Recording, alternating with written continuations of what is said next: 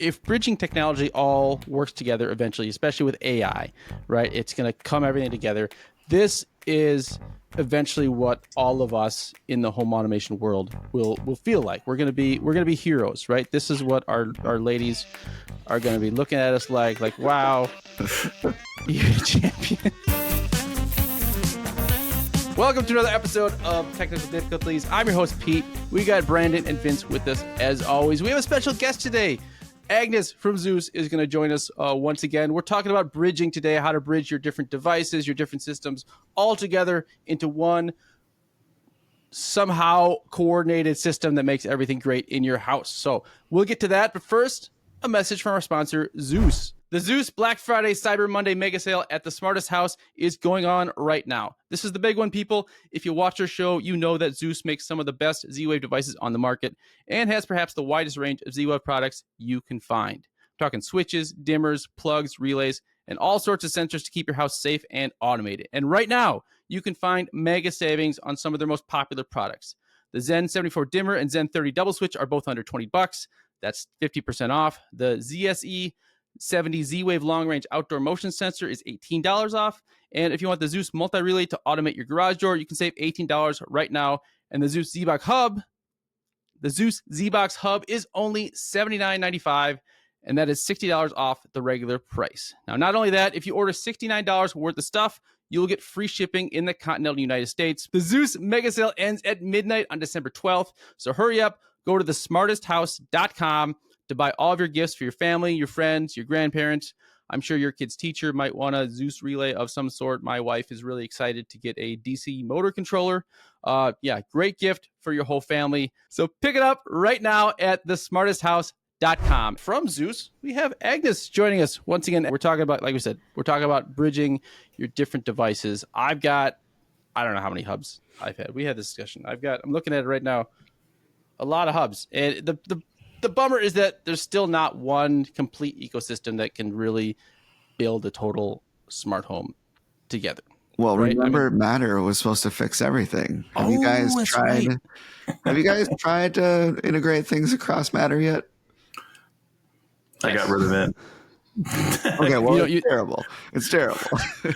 Yeah, adding it to one thing, fine. Adding it to two things, horrible experience. Whoever thought that was ever going to work with, the biggest tech people, then essentially they love a pissing contest. They don't love working together, and then now they have a new pissing contest in the form of AI. And this is where they all are. Nobody cares about smart home again from those companies. So it's not going to work. For sure. It's it's a great idea. Obviously, Matter in theory is like a phenomenal idea that everything would just work with one protocol and it would all work. But I feel like Matter just went and they got, instead of getting the thing to work really well, they just kept let's add vacuums, let's add refrigerators or whatever. Like, just get the main devices to work well and then start adding these other things. But these are the same people that had Zigbee. Like, if you couldn't do it on Zigbee, why do you think you can do it on this platform? It's but rebranding, that always, was a good idea. Let's rebrand. So. Right. And there's also it might be Matter, but there are different iterations of Matter that don't talk with each other. So that's the biggest thing. Yeah. In a protocol that says that it's all one thing, but really it's different, but for different manufacturers. So the complete frustration is when you can't do something without using that manufacturer's native app. Like, if I can do all these cool effects with Philips Hue, but only in that app, and then I bring it over to something else, I can only turn it on and off or turn it to basic colors. Well, then that's not really an integration to me. That's just we kind of play nice. So yeah. Okay. So we've got this problem then, right? That not all your devices are going to talk to each other. We need to somehow make that work. How do we start doing that? If we're building out our smart home, how do we obviously need to have some sort of a primary ecosystem, right, Vince? I think so. I think there are a bunch of different primary hubs that are kind of out there right now. You have Amazon, Google, HomeKit.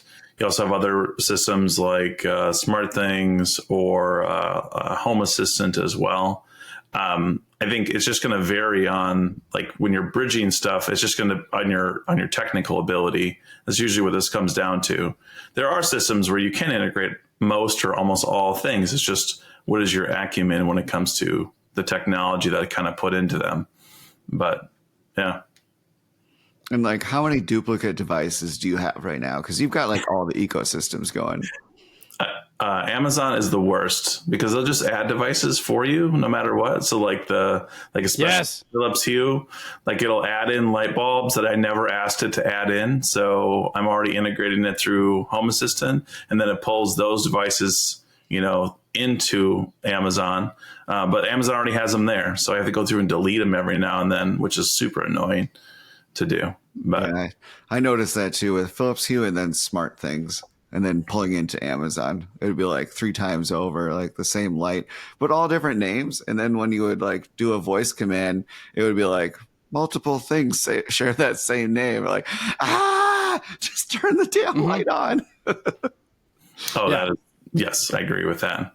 I mean, I feel like, Matter sucks, but I feel like the technologies are, I use Z-Wave most of the time or try to use it because it's the most compatible across different brands. You run into some issues with different device handlers, but for the most part, it can be a single ecosystem if you can find the device that you're looking for. But yeah. I would have to agree. Yeah. So Agnes, let me ask you about that. You guys picked Zeus as the protocol that you guys want to use for your products, right? Yes, absolutely. The job. So everything that Matter or other protocols are still trying to resolve, that was the basis of Z-Wave, right? So with Z-Wave, we're already on Z-Wave long range. We're like so many steps ahead. And when you try to develop a product on Z-Wave, you have the command classes, everything's standardized. There is a certification process. There's actually 2 parts of that process, including marketing. So it's so easy. When I talk to people that build the ecosystems and integrate devices from Zigbee, Z-Wave, Wi-Fi, they all love Z-Wave the most because it's the easiest, because it's standard. It's standardized. There's so many elements to it that are standardized so that we as manufacturers can focus on those little things, like you said, custom drivers where things are really intuitive and easy to use. We don't have to spend our resources or energy fighting the basic protocol and consistencies, because there are very few, if any, right now on the current generation of Z-Wave. We can just focus on how to make, this experience better by displaying a button here or there, how to make pre-made automations, stuff like that. Like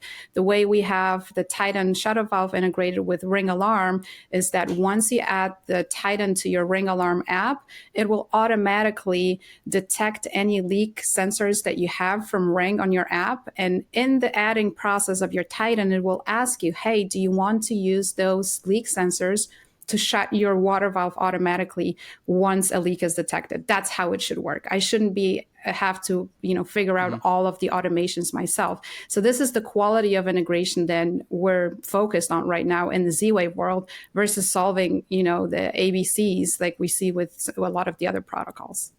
I feel like there's a reason why a lot of alarm companies use Z-Wave protocol for their devices. Low energy, right? For for people that are low energy protocol. They usually quote 3 things: range, security, and low power, right? It's a sub-gigahertz protocol, but it's always been very secure. So I think that Matter has almost been better branding or marketing the security features, but Z-Wave has been way ahead of them. The Smart Start inclusion, all of that had been introduced way before Matter kind of embraced those solutions. So Z-Wave is just an extremely secure and reliable protocol. And right now with Z-Wave long range, where you don't have the mesh, you don't have to worry about repeaters, it's direct communication between the device and the hub. It's really extremely, extremely reliable. Yeah. So obviously your work with Zeus, we're all Z-Wave fans, but it seems like no matter if you really want to build out your full smart home, there is not a single protocol, including Z-Wave, that's going to cover everything that you want. So there has to be a way to connect it. Like, for example, like voice assistants, right? There's not a Z-Wave voice assistant, right? You're going to have to, those are going to be Wi-Fi. So you need a way to bridge those in a seamless way. So let me just ask you, Agnes, if someone wants to go heavy in Zeus, but they want to have voice assistants and other things, what would you recommend would be the best way for them to do that? Yeah, sure. Most of the hubs today that support Z-Wave, including some of the ones that we mentioned already, SmartThings, Hubitat, the ZBox Hub, Home Assistant, they all act as de facto bridges. They have integrations with smart speakers. They have integrations with other technologies as well. So it's probably good to start with either of them, depending on, how your technical skills are. In my opinion, the only system that's been really able to solve the integration problem, if you will, or the bridging problem is Home Assistant. Home Assistant is difficult to set up for a lot of people, and to some people it's even unacceptable as for you, Pete, right? This guy. Yeah. And we have to remember that this is an open source product, right? And so they have, thousands of developers that are working on it. I don't care if it's open source and free. I have my right to complain that it's not perfect for my needs, all right? I paid nothing for it, and I want it perfect. That's what I want. And I understand it completely. So, and I know that they're working on and so their approach is, obviously their approach is like, we want to be inclusive, and we don't feel like we can privilege people that are technically able. We want to make it good for everybody, right? Even if you're not technical, and they'll arrive there. You have to figure out the tough things in the beginning, and then you can focus more on the user interface and the user experience. And I think that will be much easier with AI, with generative AI. I feel like we may be even able to generate interfaces in the future. That's kind of my ideal future, is where the bridging is also done through AI, right? So different technologies. This is what somebody at an industry event recently told me, actually from the alarm industry, is that we won't have to program bridging. The bridging will happen on the compute side, right? So the different protocols will be solved kind of on the go. So what we really want to focus on is hardware and software providers is the user experience. And so everything else will be done on the back end. In the meantime, we are where we are, and we can kind of we can stretch that muscle of providing good user experience with the tools that we have, but the tools are developing rapidly. And we'll see how that evolves. I think that I have big faith in open source projects, because nobody has the manpower and the resources that they have. They have a lot of talented technical people that are working on the project without seeking compensation. Like, you can't really compete with that, right? So. Mm-hmm. Yeah, so let me ask you. We just had an episode on AI, and AI is fascinating to me. What have you personally used as far as trying to get AI iterations of things? Like, I used when I was in a Home Assistant, I used ChatGPT to create some YAML code for a thing I was trying to do in Home Assistant, and it worked. I was like very impressed that it actually. I said, make this thing do this, this, this, this, and it hacked out the YAML code, and I entered it in, and it worked. And do you feel like, right now there's a lot, you have to take multiple steps to go there. Do you feel like someday that's just going to be built in? I know Akara has their Copilot thing. It was supposed to have that. It doesn't work that way yet. But do you feel like that's the future of integrations? Yeah, absolutely. And so a bit of that is already in place, right? For the recommender systems that we're using on Spotify or Netflix, that's AI, that's neural networks. And so we're using it today with generative AI. It will just simplify the interface. So it will anticipate more, it will be more predictive. And your smart home, ideally, in the smart home context, it will anticipate, right? So when you're setting up your smart home, it will automatically give you a few scenarios to start with, depending on the devices that you have in your home. We will not be creating if-then rules. And I feel like this is one of the biggest barriers to smart home today and to automation 100%. Is that you have to create it, and you need that extra time to sit down and even think of those things, right? So this will be all done through the interface, and whether that will be running on a hub of some sort or open source software like Home Assistant, probably all of it, right? Some of it will be done from the alarm panels and the alarm ecosystems. Some of it will come from the high-end professionals, but it will absolutely be everywhere. And so the programming part is kind of like before we would all type everything in the code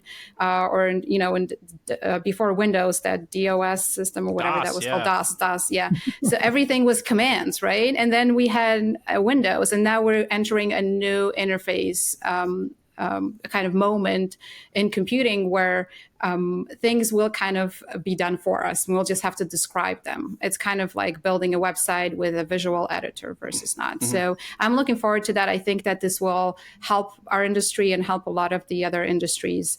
We use, for now, it's just simple stuff, right? You generate content, you solve problems, technical problems with it. So we use it. We had a problem on Shopify for the longest time. Shopify support couldn't help us with a code thing in our at our store. And that was in the early GPT days. And I'm like, let's try it, and so our IT department just had to ask the right question, but it did come up with an answer versus 3 or 4 weeks with Shopify expert support, right? It did give us the answer we needed. So it's amazing. Nobody can compete with that and compute power.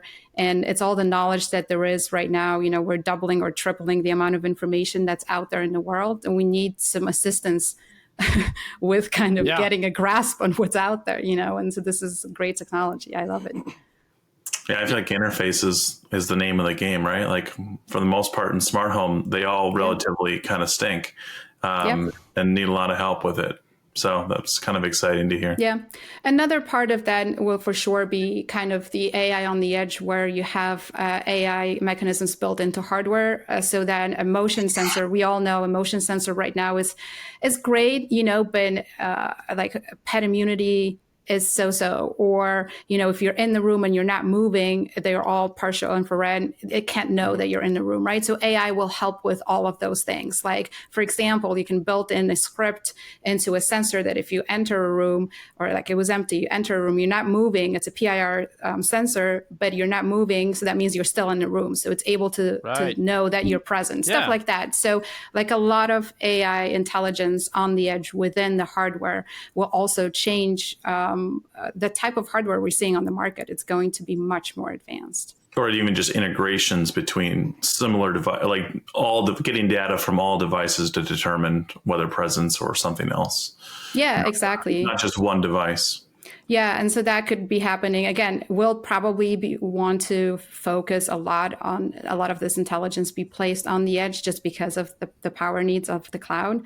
We're seeing that, we're watching that struggle unfold before our eyes right now, where there's just not enough power for the data spaces. So is this going to require more subscriptions from us then as well? I mean, there's a definite cost to be able to do this. Yeah, I think that in terms of how we monetize the systems, subscription is currently the model, and everybody keeps saying that, there's going to be only subscription going forward. But 10 years ago, when Adobe was starting their subscription model, everybody thought they were crazy, right? So we don't know what's coming in terms of monetization. Who knows? Maybe we find ourselves in, a different environment where, things are organized completely differently, and so it's not only about paying dollars for everything. We don't know. Who knows what's how it's going to be monetized. There's enough money right now to fund that great investment of the next phase in computing, but I have no idea how it's going to be monetized. I wouldn't even guess. Shopping. Amazon. Yeah, I mean, there's. I'm surprised myself that, for example, not a lot of the current platforms, they don't really monetize the app space, right? Like I would always, Samsung sometimes does it with the SmartThings app, but I would think that they could benefit from advertising space. It's a great context to advertise devices, and I would pay to be featured in the SmartThings app with my device or something like that. So I think that there's still a lot of confusion on how we're actually going to be making money here. Hardware is not a great business. Speaking from experience, you can't really make a ton of money by selling quality hardware. So we have to think of creative ways on how to monetize it so we can continue providing those services. Yeah, and hardware is different. Hardware today is different than like we thought, like buying a hammer or whatever. Like you don't need to update the firmware of a hammer. Like there's like Agnes, you as Zeus, you constantly have to have people working on stuff that you've already sold to people in order for it to continue to work with new stuff. So there's always a continued cost, you know, whether we sell something. I think that's exactly. And that's what's stopping a lot of the companies that are getting into smart home, the big companies, and they all of a sudden realize that they don't have full control of their product. Like with some of the other product lines that they have, and Apple is a great example of that, right? They're the absolute amazing customer user experience company, but they own all of it. Like everything's Apple. You have to have an Apple computer, you have to have an Apple phone. And as soon as you bring hardware from outside, it doesn't work that great, right? But in smart home, ultimately, that's how it always worked. And that's why I like Z-Wave so much, because they never made you be within one ecosystem. It kind of was built for everybody to play in the same playground and play by the same rules. So you can have different companies bringing in quality devices that will still communicate well.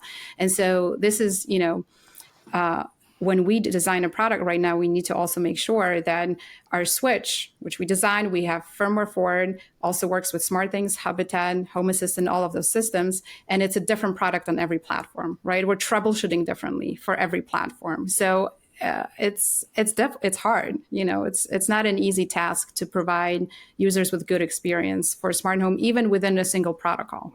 Mm-hmm. Yeah, it's tough. Like when you're talking about, I don't know how many systems you guys have. Like I'm trying to count right now. All of them. You got all, yeah. I have two layers on my rack right now, and I actually bought two more shoe layers. rack like, specifically. It's a shoe rack specifically. I literally use a shoe rack as my rack. That looks serious. Yeah, it's but what do you guys have a primary like, is there like one system everything's bridging into for you guys, or are you still, is it kind of sporadic? HA. So do you bring everything into home HA? Yeah, I was wondering if you guys think that the bridge today is actually your installer, right? So like a DIY is kind of the DIYer would be their own bridge to, you know, between the devices. And for a lot of people, it's their professional installer that will bring in devices and they have to worry about how they're going to talk to one another, right? It's still kind of very much in the human hands. I don't know if this is how you feel about that, but that's kind of how I see it today.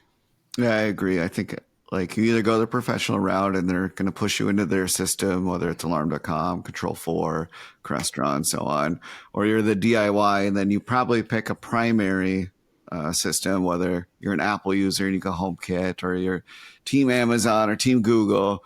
But from there, like a lot of products, you know, collaborate across. And then eventually when you go deep into it, you get a hub, and then that kind of becomes the driver of the automations. But like your interface, you probably just still use whatever apps you started with. And so like for me, I test a lot of things for writing for Realtor Magazine. So I kind of try to keep those separate. But for like using around our house, I've been really trying to just dumb everything down, and like less is more, and try to have like one system. So right now I've got Josh, which is kind of cool. But I still have like Hubitat behind the scenes. It's kind of a big deal. Yeah. That's fancy. By Josh, he has an actual person named Josh in his house that runs Josh. You mean Josh the wine? Josh, a lot of Josh bottles. Josh, go flip that switch, and he just runs over and flips the switch for him. That'd be sweet. Wouldn't that be awesome? So how are you guys taking devices that you might have on one system? So like, let's say, Vince, you've got your Ring sensors and you want to, they're connected via Z-Wave, right? But you want to bring them into a different system. Let's call it SmartThings. What are you doing to bring those over? Because obviously you can't connect a device to two hubs simultaneously. Right. I think that there's only like one downside to Z-Wave, is that once it's included into one system, that they can't go into another. So you can't have multiple Z-Wave systems that's supporting, but there are workarounds for those things. So like, for example, I have all my contact sensors and motion sensors through Ring, which are Z-Wave, but I'm able to use MQTT inside of Home Assistant so that I can use those sensors for other automations outside of the outside of the Z-Wave security network. I can use them for window like automations, for example, with my my central air or HVAC unit. Like if windows are open, it'll turn off the air conditioning and different things like that. So, and then I can't really, I mean, you can, I don't do this anymore, but you used to be able to, where you can pull devices into SmartThings through Amazon by creating virtual switches, and then having to create automations for every single switch. You know, if the contact sensor is open, then it opens a virtual, you know, switch, and you can get them into SmartThings that way. That was a really long way around. Home Assistant was much faster and much easier just using the MQTT integration. So, but there are ways to do it. You just got to find it and bridge them. So this is where what Agnes was talking about is going to make things finally make sense, right? Like in my perfect world, I shouldn't have to know about virtual switches or MQTT or any of that stuff, right? I should be able to tell the computer, hey, I want this thing that I have connected to that thing to work with this thing I have connected to that thing, and it will figure out whatever the way to do that is, right? Is that the future we have, Agnes? Well, I hope so, right? I mean, it will make my job so much easier. I sure hope for it.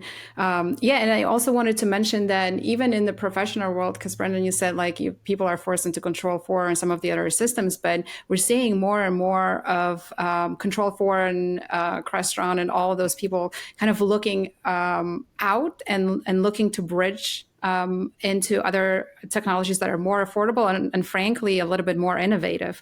And some of the devices that we have are simply not available for their systems.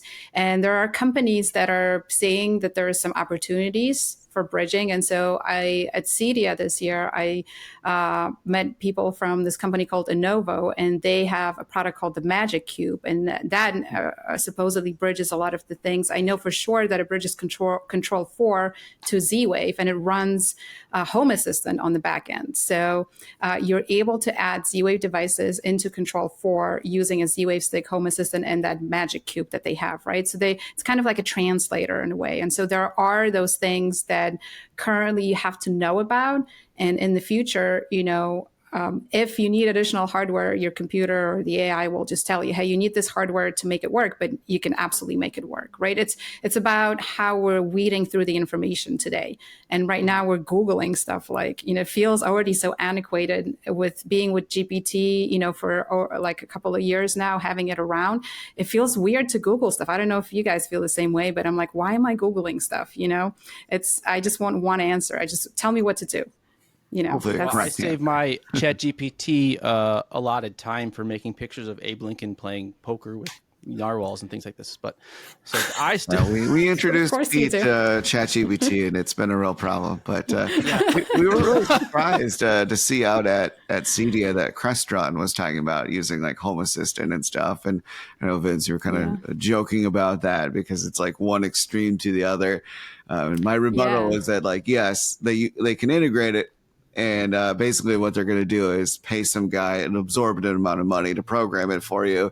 You'll never be able to make changes yourself. And then if you want to do something, you got to pay that same guy to come back out. Correct. That's what I said. This is what we have human bridges now, right? And that's what it is. I think it's interesting too, but even like just talking about bridging like smart products and dumb products, you know, like one thing I like about Zeus's products is like you have different ones where you can integrate things that are not typically smart things. So like using the multi-relays or dry contact sensors or DC motor controllers, you're able to kind of take things that aren't smart and bring them into the realm of the smart world. So it's cool that you guys have different devices where you're able to use those and do different things. Like take a dumb fireplace that, I mean, there really isn't a smart fire or like gas fireplace on the market at all. Like I've called places, I'm like, I want to buy a smart gas fireplace. And they're like, it doesn't exist.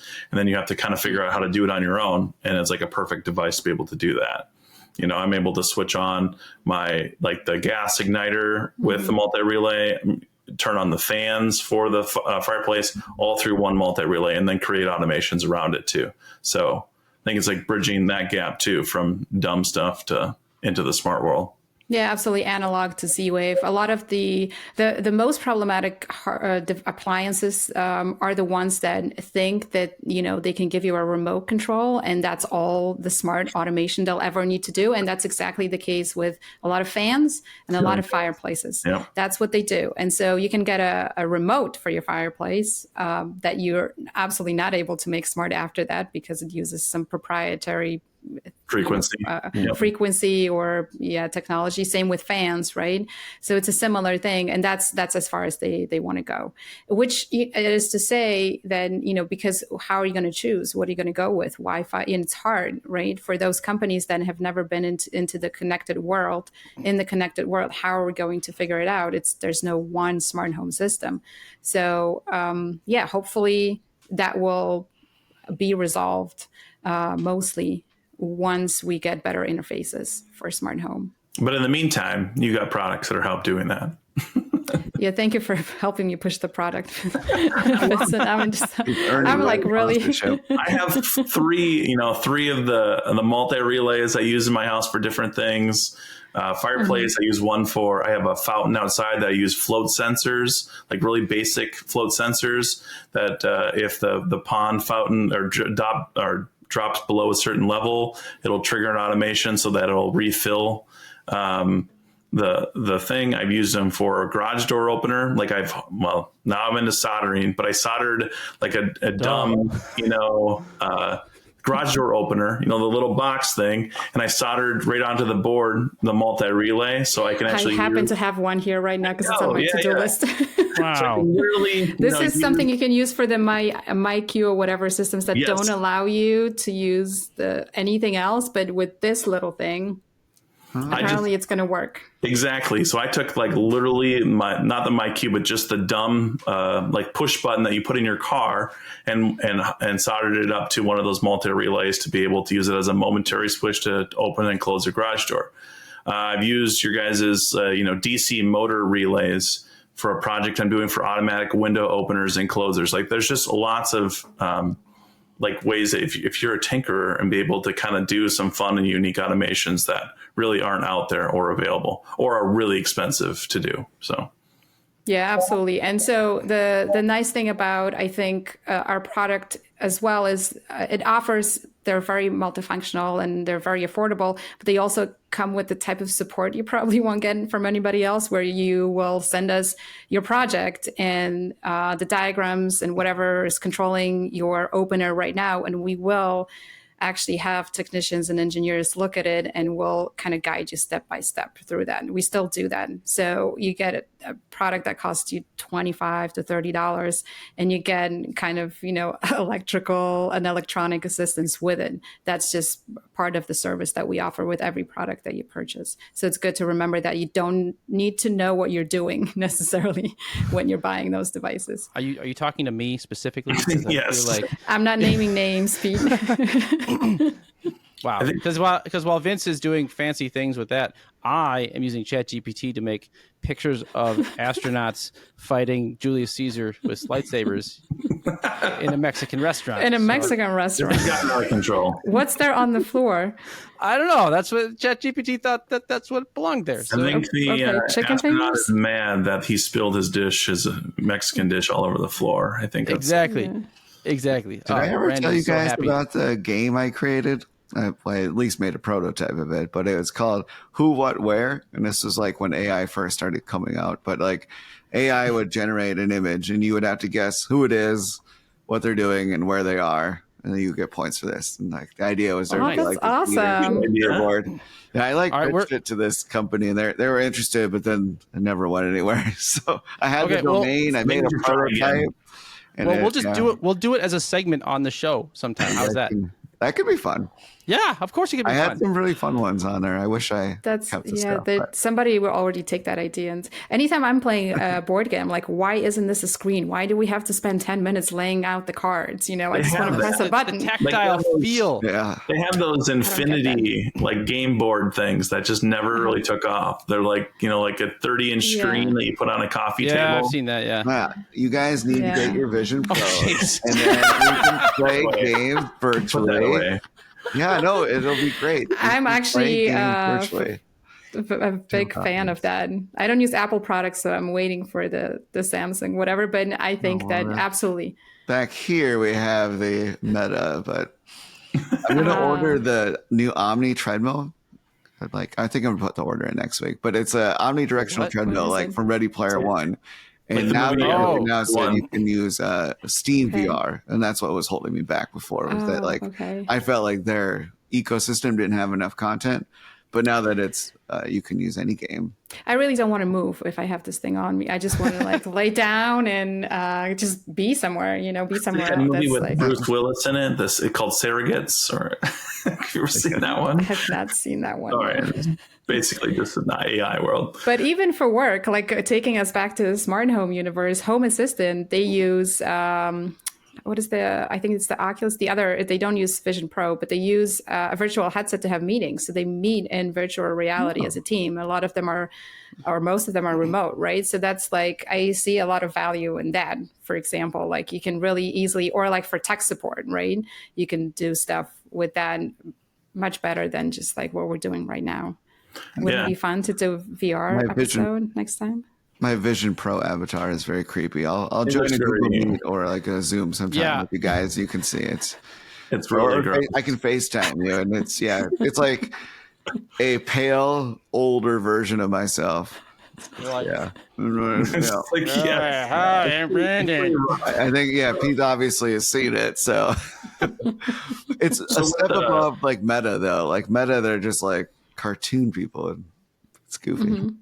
So with going back to the bridging stuff, Brandon, you had just recently updated your Wi-Fi system. I feel like that's kind of another, facet of the bridging. What are some, I think from a Wi-Fi standpoint, what are some bridging techniques when it comes to Wi-Fi stuff? Yeah, I think it's important to have a very secure network. And so we upgraded to Unify. And what I love is how easy it is to create additional networks. And so you can have the smart home stuff, and then you can still access it, but it's gated off from everything else. And then you can say hey, this device doesn't need to communicate with the internet and stuff. And so it kind of keeps things secure. I'm all about doing everything local, and then obviously concerned about privacy. Is there subscription to Unify? No. There is not. Okay. The equipment's just really expensive on the front end. I haven't looked into it, but I'm it sounds. I've heard about it, and it sounds expensive. I just was wondering how they tackled it. Okay, so it's just hardware expensive. Okay. I feel Wi-Fi is also probably another barrier to entry in a lot of aspects of people when they started in the smart home stuff and the smart home journey, and then trying to bridge. You can have lots of problems if you that darn 2.4 gigahertz network. Yeah, when is everybody going to get off of that? Or accept multiples? Yeah, I don't know. Radios. Or make it easy for the router to temporarily disable the 5G, because when you have both running, it the devices are always trying to go to the 5G, and then it has issues. So. I know there are some Wi-Fi networks. I'm not sure. I'm assuming you're able to create a VLAN on your Unify, but there are out of box. Yeah, there are out of box solutions for some of the routers or mesh networks where you can have a specific IoT network that only has 2.4 on it, so you don't have it trying to connect up with the 5 gigahertz where you just have lots of connection issues with those devices. Yeah, that again is a part of that intelligence, I think, that should go into programming and designing those things, is that should happen automatically. Nobody should have to figure this out. It should really pick up, this is the type of device that I want to have very secure. It's part of my smart home, right? It could be anything I add via Matter, for example, right? Could automatically be put in that group, and it's gated and it's living kind of in a separate world. So hopefully that will be introduced going forward. I don't think that one technology is necessarily better in itself. It's all about the experience, right? The technologies are very capable. It's who's giving you the best experience right now. And hard to pick a winner. I don't think that also we should be picking a winner for this technology. So here, maybe we can close with this. So basically, if bridging technology all works together eventually, especially with AI, right? It's going to come everything together. This is eventually what all of us in the home automation world will feel like. We're going to be heroes, right? This is what our ladies are going to be looking at us like, wow, you're a champion. I love how you put in anything smart home and it like puts 10 different devices on the wall every single time. I know. It's I don't know. I don't know what those things are, but clearly she's very happy with his She have the mastery. correct number of fingers. Looks like it. She does. No, I feel like they figured that part out already, There's so and it's many much lights better in the at background, creating too. text right now. So it just says lights, smart lights. Oh yeah. Does that Yeah, it's say 323 degrees? Yeah, I think so. He's got like 3 thermostats there too, so that's how it always anytime you put smart home in. The other day I tried generating an alarm installer, and the alarm installer had like a thermostat peeled to his hand. Or like an alarm panel peeled to his arm, and that's that's how it wanted to show me that it is an alarm installer, because it just carried an alarm panel. On his I'm arm. not too worried about AI taking over here. No. No, definitely not. Well, thanks, you guys. I think that was a good conversation. Hopefully, you learned something, and hopefully, we'll have a future where the women will fawn over us for our smart home technology. So, Agnes, hope you had fun. Thank you for. Can't agree with that. What? Well, maybe your husband is going to fawn over you. That's what you get for inviting a woman on the podcast. I know, you're right. I don't really belong here. No, you do. Listen, Sponsorship has been pulled. It's all Pete's fault. It is. It is unfortunate that we should maybe have a whole episode as well. Like, why? I'm a woman. Obviously, I don't handle the money. So. No. Like, but like, why don't? Why is it so male dominated in the smart home world? I mean, Great question for your next podcast, right? I think it is. Like, seriously, we should have we will have you on again to discuss. So they that. brought this up on the Waveform podcast as well. So they brought Becca Ferzachki, yeah, that's her name, who was previously with The Verge, and they were talking about like their YouTube analytics and like viewership. And like the idea to get to double-digit percentage for female viewership is like a goal, and even she doesn't have that. Really? Yeah. But yeah, I mean, we got like she's at like 7%. I'm at like 3%. So yeah. But we need to have an episode where we bring our wives and girlfriends on, and then have them try to talk about smart home stuff with us. Yeah, that will just attract more men. Yeah, we'll want to look at women talking about their favorite topic. Like, fair point. Shane Wadley did that with his wife Caroline, and it was entertaining. It was a good episode. It was all men that watched it. So yeah. We joked about my wife and I I were saying that there should be an award for all the spouses, and that we should give that out. But every spouse gets one for putting up with us. You should just come with your hub, right? You get a hub and a trophy for your wife to say thank you for being amazing, or your husband if you happen to be the. We already covered this. Stop. That's what you should. That's what you should do for your Valentine's Day sale, Agnes, is something to do with, like a dozen roses when you sell a Z box or something. No, that's why we don't get into Valentine's, because you just end up being sexist, and we don't want to go there. No. Indeed. So, all right. Well, thank you, Agnes, for joining us. Thanks, everybody, for guys. watching. Thank you, Zeus, for your sponsorship, and we will see you all next time.